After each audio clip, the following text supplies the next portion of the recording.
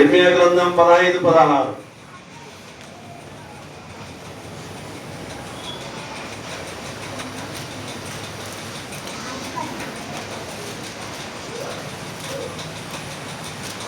నీ మాటలు నాకు దొరకగా నేను వాటిని భుజించి తిని, సైన్యములకు అధిపతియగు యెహోవా దేవా, నీ పేరు నాకు పెట్టబడిన గనక నీ మాటలు నాకు సంతోషమును నా హృదయమునకు ఆనందమును కలుగజేయుచున్నవి. దేవుని మాటలు వినేటటువంటి వారికి ఏం కలగాలమ్మా?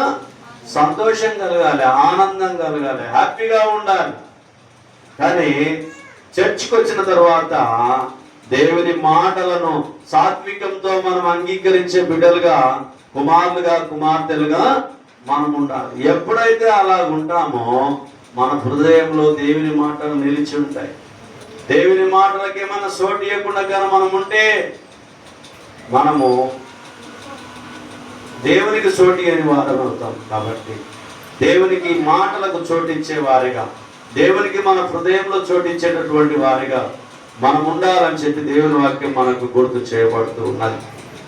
అలాగనే యోహాను సువార్త 17వ అధ్యాయము 6వ వచనము మరియు 17వ వచనాన్ని మనం చూద్దాం పిల్లలు. యోహాను సువార్త 17:6 చూసుకొని మళ్ళీ 17వ వచనాన్ని చూద్దాం. లోకము నుండి నీవు నాకు అనుగ్రహించిన మనుషులకు నీ నామమును ప్రత్యక్షపరిచితిని, వారు నీ వారై ఉండిరి. లోకము నుండి నీవు నాకు అనుగ్రహించిన మనుషులకు నీ నామమును ప్రత్యక్షపరిచితివి, వారు నీ వారై ఉండిరి. నీవు వారిని నాకు అనుగ్రహించితివి, వారు నీ వాక్యము గైకొని ఉన్నారు. మిమ్మల్ని కూడా ఎవరు పిలిచిర్రమ్మా? దేవుని మాటలు, దేవుని వాక్యం పిలిచి. మీరల్లా ఎవరి వారై ఉన్నారు? దేవుని వారై ఉంటున్నారు. దేవుని వారై ఉండి నాకు సహాయకులుగా దేవుని మాటలు వినడానికి దేవుడు ఏర్పాటు చేసి ఉన్నారు. దేవుని ప్రణాళిక లేకపోతే మీరు రాలేరమ్మా.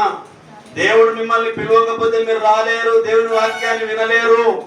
దేవుని దయ ఉండడం వల్లనే మీరు దేవుని సన్నిధిలో ఉన్నారు. మీకు బోధించే భాగ్యం నాకు అవకాశం దేవుడు అనుగ్రహించాడు కాబట్టి నేను బోధించగలుగుతూ ఉంటున్నాను. ఇక్కడ మళ్ళొకసారి ఆ మాట చూసినప్పుడు, లోకము నుండి నీవు నాకు అనుగ్రహించిన మనుషులకు నీ నామమును ప్రత్యక్షపరిచితిని, వారు నీ వారై ఉండిరి.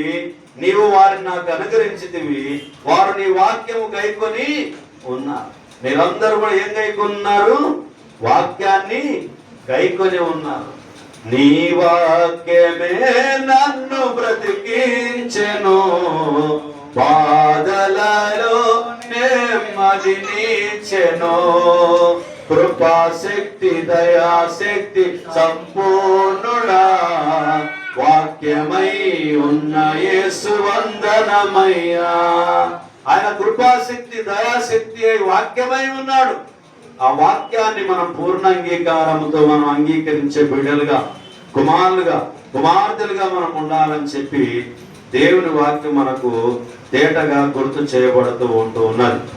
అలాగనే 17వ వచనాన్ని చూస్తే, సత్యమందు వారిని ప్రతిష్ఠ చేయము, నీ వాక్యమే సత్యం.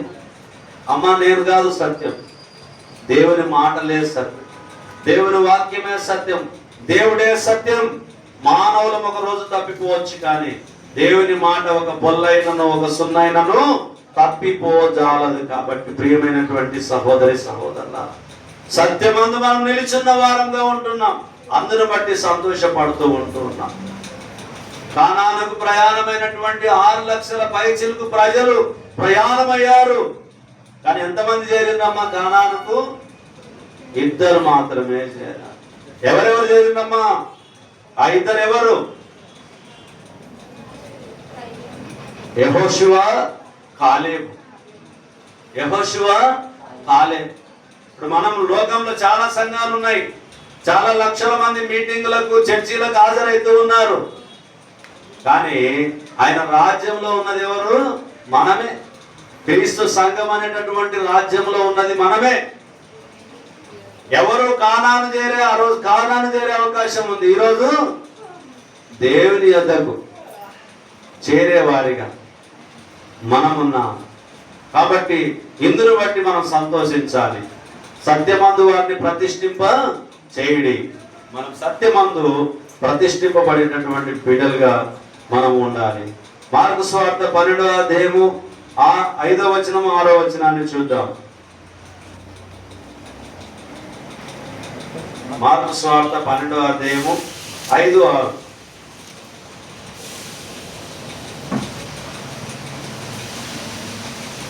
అతడు మరి ఒక్కరిని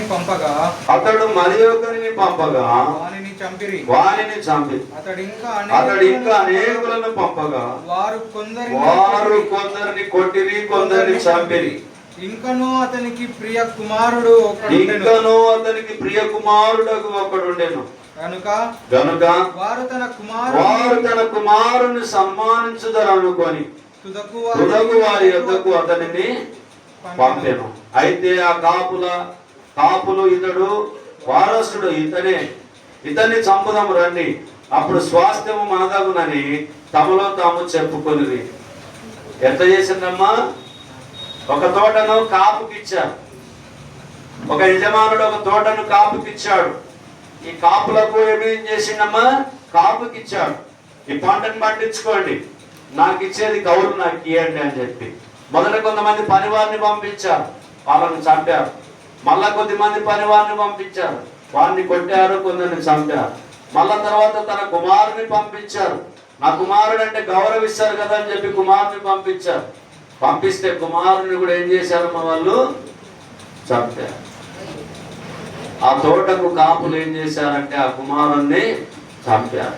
ఈరోజు మనం యేసుక్రీస్తు ప్రభువాన్ని ఏం చేసినామమ్మా? మనం కూడా చంపాం.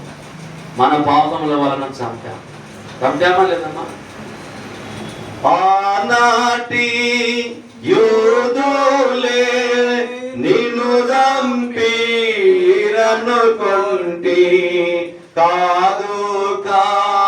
కాదయ్యో నా పాప రుణమునకే సిలువలో బలి అయినా దేవుని గొర్రెపిల్ల, విలువైన నీ ప్రేమం ఇవరింతో శ్రీ యేసు.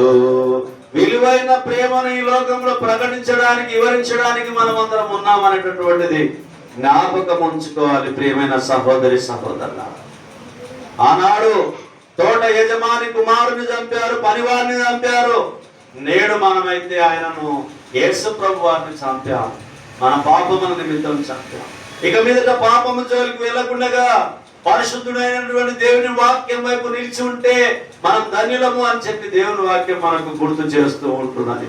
కాబట్టి నీవు నేను మనలో ఉన్నటువంటి ఆలోచనలను మార్పు జరిగించుకొని దేవుని చిత్తాన్ని జరిగించే బిడ్డలుగా, కుమార్తెలుగా మనము బలపడాలి. పేతురు మొదటి పత్రిక 1వ అధ్యాయము 23వ వచనాన్ని మనం చూద్దాం. పేతురు మొదటి పత్రిక 1వ అధ్యాయము 23వ వచనాన్ని చూద్దాం. చదువుతలే.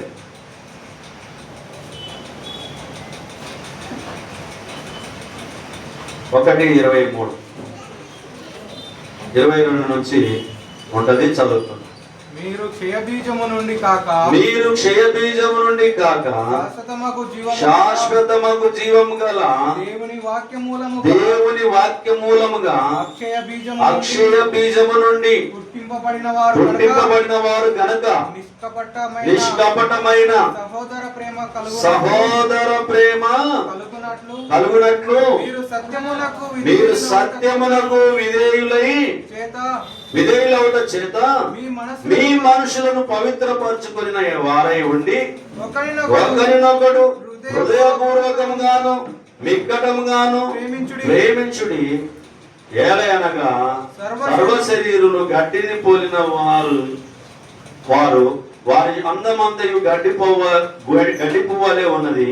గడ్డి ఎండును, దాని పువ్వు రాలును. అయితే ప్రభు వాక్యం ఎల్లప్పుడూ నిలుచును. ప్రభు వాక్యం ఏం చేస్తుందంటమ్మా? ఎల్లప్పుడూ నిలిచి ఉంటది. ఆయనల్లారా మీరు బైబిల్ తీసుకోవాలి. చర్చికి వచ్చినప్పుడు చాలా జాగ్రత్తగా ఉండాలి. వాక్యం చదువుతుంటే వాక్యాన్ని తీసేవారిగా ఉండాలి. నిర్లక్ష్యం చేస్తే మీకు శాపం చూడండి. మళ్ళీ నేను చెప్పకపోతే నాకు తప్పు అవుతుంది, చెప్పైతే నేను మిలుగుంటా. Don't waste time. మీ విలువైన సమయాన్ని దేవునికి ఇవ్వండి, వృధా చేసుకోకండి. మంచిది. చెడ్డగా వాక్యం విన్న మీ అందరికి ప్రభువు నామమున వందనాలు.